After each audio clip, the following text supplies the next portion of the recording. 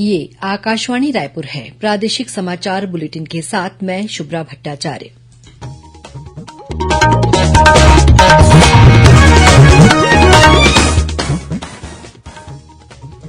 और अब पेश है आज के मुख्य समाचार।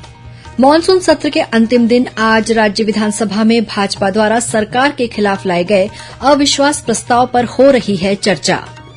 हरेली पर्व पर कल से प्रदेश में गौमूत्र की खरीदी शुरू की जाएगी। मुख्यमंत्री अपने निवास से महतारी न्याय रथ को हरी झंडी दिखाकर करेंगे रवाना। उज्जवल भारत उज्जवल भविष्य के तहत आज रायपुर इंजीनियरिंग कॉलेज में मनाया गया बिजली महोत्सव। और मौसम विभाग ने कल प्रदेश के कुछ स्थानों पर गरज चमक के साथ भारी बारिश होने की संभावना जताई।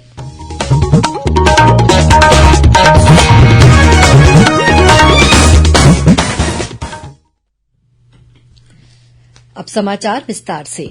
छत्तीसगढ़ विधानसभा का मानसून सत्र आज संपन्न हो रहा है। 6 दिवसीय इस सत्र की शुरूआत बीते 20 जुलाई से हुई थी। सत्र के अंतिम दिन आज सदन में मुख्य विपक्षी दल भारतीय जनता पार्टी द्वारा लाए गए अविश्वास प्रस्ताव पर चर्चा हो रही है। अविश्वास प्रस्ताव पर चर्चा शुरू होने से पहले नेता प्रतिपक्ष धरमलाल कौशिक ने राज्य सरकार के खिलाफ 84 बिंदु का आरोप पत्र सदन के पटल पर रखा। इसके बाद भाजपा के वरिष्ठ विधायक बृजमोहन अग्रवाल ने अविश्वास प्रस्ताव पर चर्चा की शुरुआत करते हुए आरोप लगाया कि राज्य सरकार कानून व्यवस्था सहित हर मोर्चे पर नाकाम रही है। उन्होंने हाल ही में मंत्री टीएस सिंहदेव द्वारा पंचायत और ग्रामीण विकास विभाग छोड़ने की घटना का जिक्र करते हुए कहा कि सरकार के एक मंत्री ने ही मुख्यमंत्री पर अविश्वास व्यक्त किया है।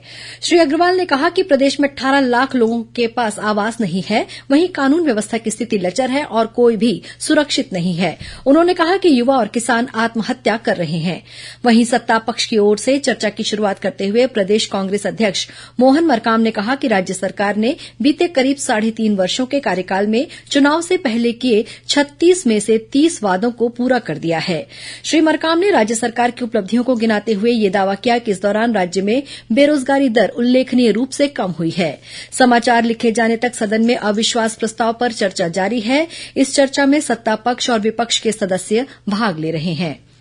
इससे पहले विधानसभा में आज प्रश्नकाल के दौरान अनियमित संविदा और दैनिक वेतनभोगी कर्मचारियों के नियमितीकरण का मुद्दा नेता प्रतिपक्ष धरमलाल कौशिक ने उठाया। उन्होंने जानना चाहा कि अनियमित संविदा और दैनिक वेतनभोगी कर्मचारियों को कब तक नियमित किया जाएगा। इस पर मुख्यमंत्री भूपेश बघेल ने कहा कि 11 दिसंबर 2019 को राज्य स्तर पर गठित कमेटी की बैठक हुई है। चूंकि ये मामला कोर्ट में चल रहा है, इसलिए महाधिवक्ता से अभिमत मांगा गया है। मुख्यमंत्री ने कहा कि कोरोना की वजह से प्रक्रिया में देरी हुई है। उन्होंने कहा कि घोषणा पत्र में जो कहा गया है उसे पूरा करने की कोशिश की जाएगी। मुख्यमंत्री के जवाब से विपक्षी सदस्य संतुष्ट नहीं हुए और हंगामा करने लगे। इस कारण सदन की कार्यवाही 10 मिनट के लिए स्थगित करनी पड़ी। कार्यवाही फिर शुरू होने पर विपक्षी सदस्यों ने इसी मुद्दे को लेकर लगातार सवाल किए और फिर सरकार की ओर से संतोषजनक जवाब नहीं मिलने का आरोप लगाते हुए सदन से बहिर्गमन कर दिया। छत्तीसगढ़ की सभ्यता और संस्कृति पर केंद्रित लोक पर्व हरेली कल प्रदेश भर में मनाया जाएगा। सावन माह की अमावस्या को मनाए जाने वाले हरेली पर्व पर किसान अपने कुलदेवता और खेती में उपयोग किए जाने वाले औजारों की पूजा करते हैं। राज्यपाल अनुसुईया उइके, मुख्यमंत्री भूपेश बघेल और विधानसभा अध्यक्ष डॉक्टर चरणदास महंत ने हरेली पर्व के अवसर पर प्रदेशवासियों को बधाई एवं शुभकामनाएं दी हैं। अपने संदेश में राज्यपाल ने कहा है कि छत्तीसगढ़ में हरेली पर्व पर किसान अपने कृषि उपकरणों और कृषि कार्य में सहयोग करने वाले पशुओं की पूजा अर्चना कर अच्छी फसल की कामना करते हैं। वहीं डॉक्टर महंत ने अपने शुभकामना संदेश में कहा है कि ये पर्व छत्तीसगढ़ के किसानों की प्रकृति के प्रति प्रेम और समर्पण को प्रकट करता है। हरेली के मौके पर मुख्यमंत्री भूपेश बघेल रायपुर स्थित अपने निवास में कृषि यंत्रों की पूजा करेंगे। वहीं छत्तीसगढ़ी लोक कलाकार सुआ, कर्मा, ददरिया और गेड़ी नृत्य की प्रस्तुति देंगे। हरेली तिहार के मौके पर गेड़ी रेस, भौरा, पिट्ठुल, कंचा, पतंग, खो-खो, रस्सा खींच और गिल्ली डंडा जैसे खेलों का आयोजन भी किया जाएगा। वहीं मुख्यमंत्री कल अपने निवास से महतारी न्याय रथ को हरी झंडी दिखाकर रवाना करेंगे। ये रथ सभी जिलों में जाएगा। इस दौरान रथ में शामिल अधिवक्ता महिलाओं को उनके संवैधानिक अधिकारों के बारे में जागरूक करेंगे। उधर कल से प्रदेश में गौमूत्र की खरीदी भी शुरू की जाएगी। गौमूत्र की खरीदी के लिए 4 रुपए प्रति लीटर की दर निर्धारित की गई है। मुख्यमंत्री दुर्ग जिले के पाटन विकासखंड के करसा गांव से गौमूत्र खरीदी का शुभारंभ करेंगे। इस मौके पर करसा गांव में कृषि सम्मेलन का आयोजन किया जाएगा और कृषि उपकरणों की प्रदर्शनी लगाई जाएगी। केंद्रीय स्वास्थ्य और परिवार कल्याण मंत्रालय ने पुरुष नसबंदी पखवाड़ा में उत्कृष्ट कार्य के लिए छत्तीसगढ़ को 3 पुरस्कारों से नवाजा है। केंद्रीय स्वास्थ्य राज्य मंत्री डॉक्टर भारती प्रवीण पवार ने आज नई दिल्ली में आयोजित कार्यक्रम में प्रदेश को इस उपलब्धि के लिए पुरस्कृत किया। परिवार नियोजन कार्यक्रम के उप संचालक डॉक्टर टीके टोंडर और कंसल्टेंट डॉक्टर रोशन गुप्ता ने छत्तीसगढ़ की ओर से यह पुरस्कार ग्रहण किया। पुरुष नसबंदी के लिए प्रदेश को 2 और श्रेणियों में पुरस्कार प्राप्त हुआ है। सर्वाधिक पुरुष नसबंदी के लिए डॉक्टर संजय नवल को राष्ट्रीय स्तर पर द्वितीय तथा दंपत्ति मोटिवेशन की श्रेणी में रायपुर जिले के तिल्दा की मितानिन केवरा वर्मा को पुरस्कृत किया गया है। गौरतलब है कि पुरुष नसबंदी पखवाड़ा के दौरान पिछले 3 वर्षों में 2019 से 2021 के बीच नसबंदी में छत्तीसगढ़ देश में पहले स्थान पर रहा है। मुख्यमंत्री भूपेश बघेल और स्वास्थ्य मंत्री टीएस सिंहदेव ने प्रदेश की इस उपलब्धि पर स्वास्थ्य विभाग और राष्ट्रीय स्वास्थ्य मिशन की टीम को बधाई दी है। प्रादेशिक समाचार आप आकाशवाणी रायपुर से सुन रहे हैं। छत्तीसगढ़ की खबरों से है आपका वास्ता और खबरों की विश्वसनीयता से है हमारा वास्ता। आकाशवाणी समाचार रायपुर के प्रादेशिक समाचार बुलेटिन के साथ ही हमारे समसामयिक कार्यक्रम आप रेडियो के अलावा अपने मोबाइल पर भी सुन सकते हैं। आकाशवाणी समाचार फेसबुक, ट्विटर और यूट्यूब पर भी उपलब्ध है। हमारा Facebook page Chhattisgarh news on AIR, Twitter handle CGAIR news और हमारा यूट्यूब चैनल है छत्तीसगढ़ AIR न्यूज। तो अब रेडियो के साथ ही आपके मोबाइल के जरिए भी हम पहुंच रहे हैं आप तक। छत्तीसगढ़ की हर खबर के लिए सुनते रहिए आकाशवाणी समाचार। और अब आगे बढ़ते हैं बाकी के समाचारों की ओर। भारत सरकार द्वारा आजादी के अमृत महोत्सव के अवसर पर देश में विद्युत क्षेत्र में हासिल की गई उपलब्धियों को दर्शाने के लिए उज्जवल भारत उज्जवल भविष्य कार्यक्रम का आयोजन किया जा रहा है। इसी कड़ी में आज रायपुर के सेजबहार स्थित शासकीय इंजीनियरिंग कॉलेज में बिजली महोत्सव मनाया गया।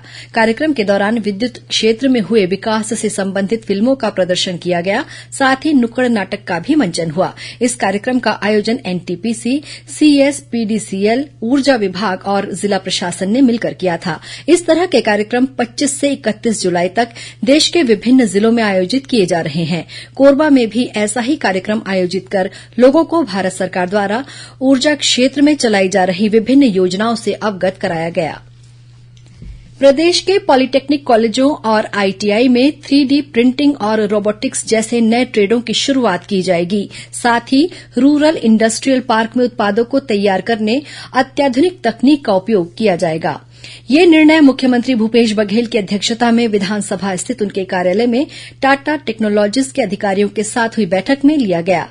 बैठक में गौठानों को ITI से जोड़ने, गौठानों में तैयार किए जा रहे उत्पादों के वैल्यू एडिशन और उत्पादों के विक्रय के लिए C-मार्ट से जोड़ने, रूरल इंडस्ट्रियल पार्क में तैयार उत्पादों की ब्रांडिंग और मार्केटिंग के काम पर भी चर्चा हुई।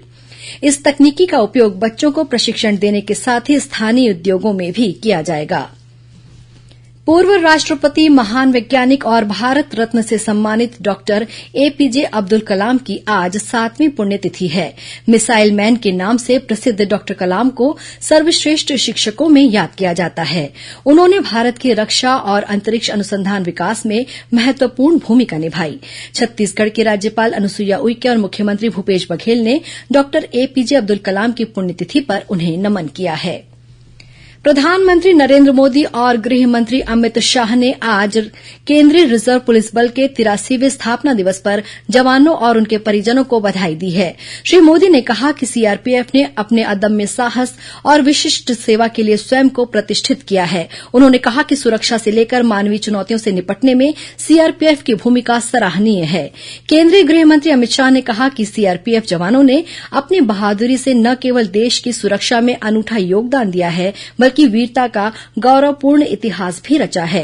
इधर छत्तीसगढ़ के मुख्यमंत्री भूपेश बघेल ने भी केंद्रीय रिजर्व पुलिस बल द्वारा CRPF की स्थापना दिवस पर वीर जवानों को बधाई और शुभकामनाएं दी है। इस मौके पर दुर्ग स्थित सीमा सुरक्षा बल के कार्यालय में क्षेत्रीय महानिरीक्षक इंदरराज सिंह ने वृक्षारोपण किया। उन्होंने 2 अन्य शैक्षणिक संस्थाओं में भी वृक्षारोपण किया। इस अवसर पर स्कूल के प्राध्यापक और विद्यार्थी भी उपस्थित थे।